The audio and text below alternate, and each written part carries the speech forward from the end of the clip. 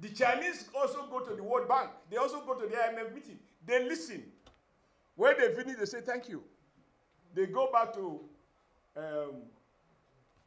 Beijing and do what they call capitalism with Chinese characteristics. The interest rate is not market driven.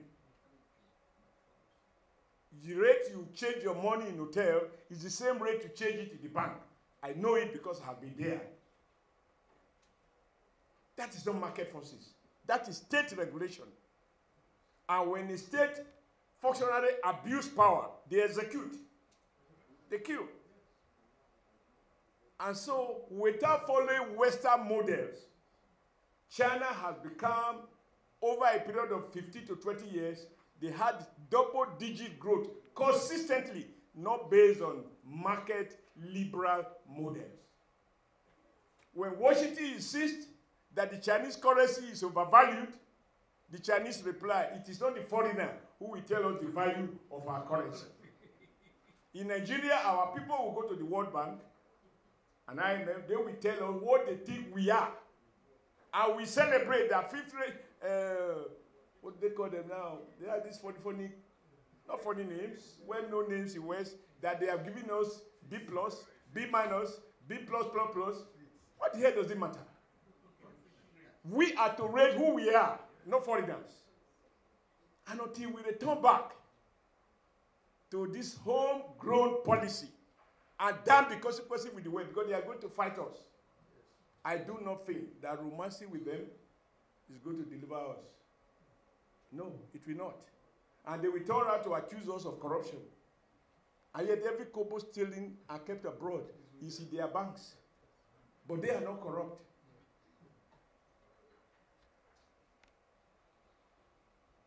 Now, let me conclude. What is going on evil now? That is why when you say we should pray for the president, you were right. I am not a fanatic when it comes to, because I don't believe that just being godly is enough to bail us out. I said something so weird that those who say, praise the Lord, that your business will prosper. It's not correct. The Lord is already a generous Lord.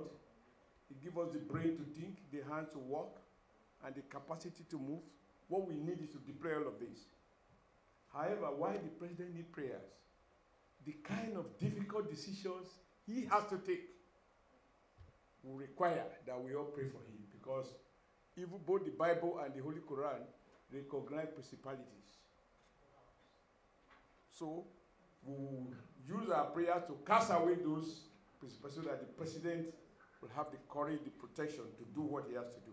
For example, just yesterday, on the floor of the Senate, we had to debate and pass a resolution. Many of you would have been participant or heard about the debate about PIB, Petroleum Industry Bill, now Petroleum Industry Act, and that has been passed. This NNPC has been broken to different compartments, private companies, even though there are no private shareholders, and the management do not have the culture of professional managers, as you find elsewhere. And so, with all the fanfare in celebrating Dangote refinery, for example, that for once we now have a Nigerian who has initiated and built one of the world's biggest refinery. Nigeria crude oil is being exported. They deny to allocate it to Dangote, and they are exporting it to Europe.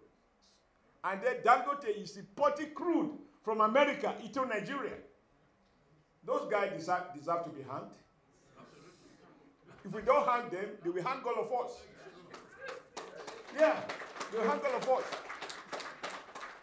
And what it takes to hang them will require a president with extraordinary courage.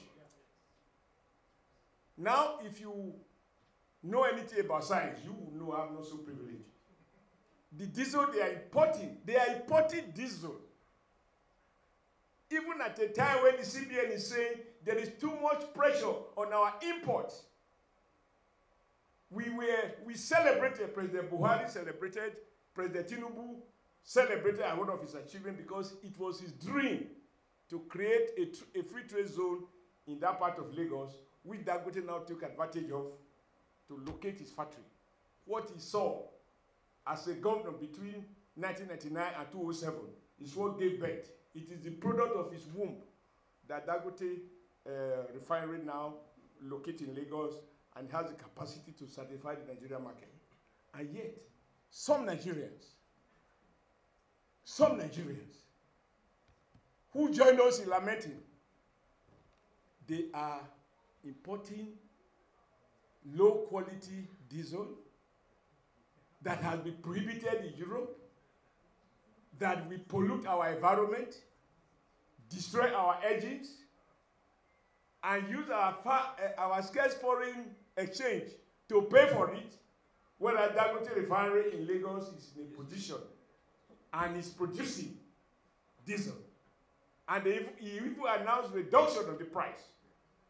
But these Nigerians who put themselves first before the country are not interested. They are living here in Abuja. They are unknown to ballot. They are not scrutinized by the Nigerian electorate. Their name doesn't appear in any newspaper. You will abuse the president. Yet, the president has no knowledge about what is going on because you'll be given your responsibility. And when you add it, say, look at the PIB Act. That's why yesterday we said, even that act, we will revisit it. Review it. You can't have a sovereign company under a sovereign nation that is not accountable to the people. No. You cannot be bigger than the president. If we can interrogate our president, we can harass him on television. Who the hell is the other person in Nigeria? Who is an appointee? Who is above the law? So, they are importing these things so that Dangote refinery will eventually not prosper. And if you look at the numbers, what NNPC has spent between when President Obasanjo sold out the refineries, for those of you who have some memory, NNPC persuaded Yaradua, who took over from Obasanjo, that they can run the refinery. They need $800 million. Between that time and now, they spend over $10 billion. Port Harcourt refinery is not working. Every minister has come to set a new date. It's only in Nigeria you have several birthdays for a person. And they just say it, and then they attend your lab, the new minister come and say, I have done a review. They carry out new tours, they fix a new date. Now we have a refinery built by Nigeria. They want to destroy it. Can you believe that we are exporting, that the Nigeria produce oil? The multinationals refuse to sell to Dangote. Are they the owner? No. And we have a government. And the government is helpless under the so-called PIB. He has to appeal and urge them. You must sell. Excuse me, we have a lot to do. We need a balance of some madness and some ruthlessness to get Nigeria back on the road. And that is what we have to do. Otherwise, lamentation, I have always said, I wasn't born to lament my life. I was born to confront challenges and to overcome them.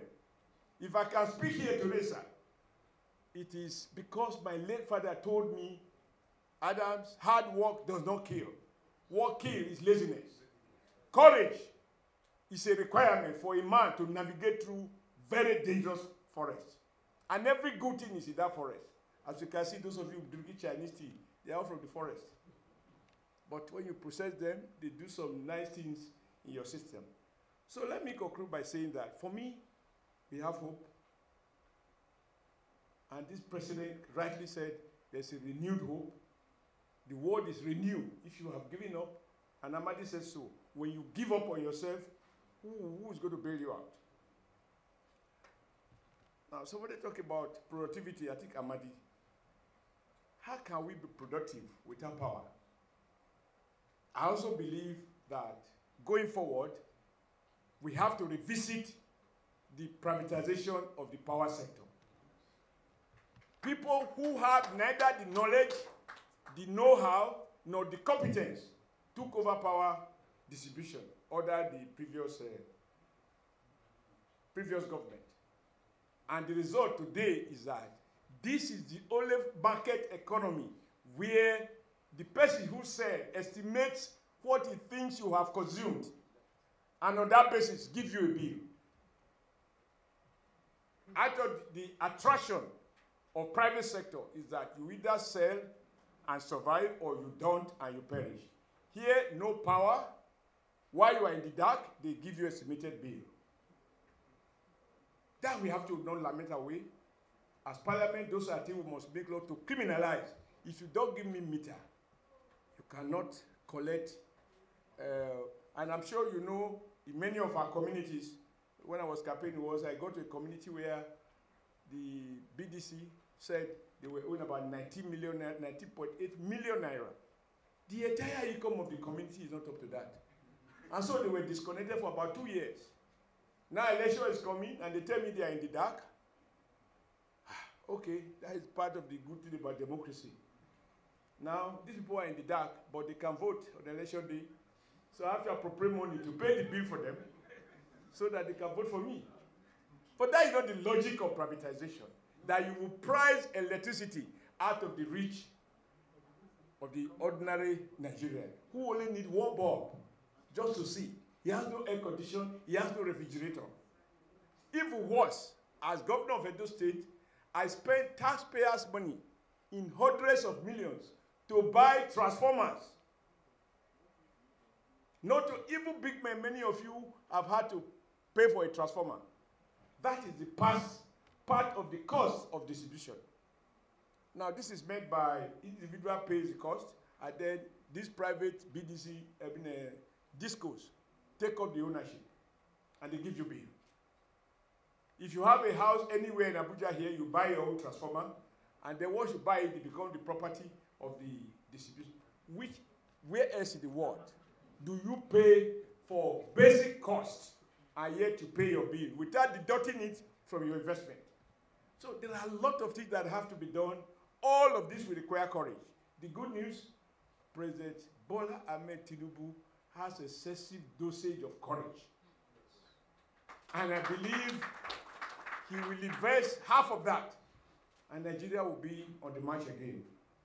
And like you said, I joined our convener in saying that we haven't come here to lament. We've come here to say, if Nigeria worked before, we just need to find out what did we do wrong that brought us on our knees.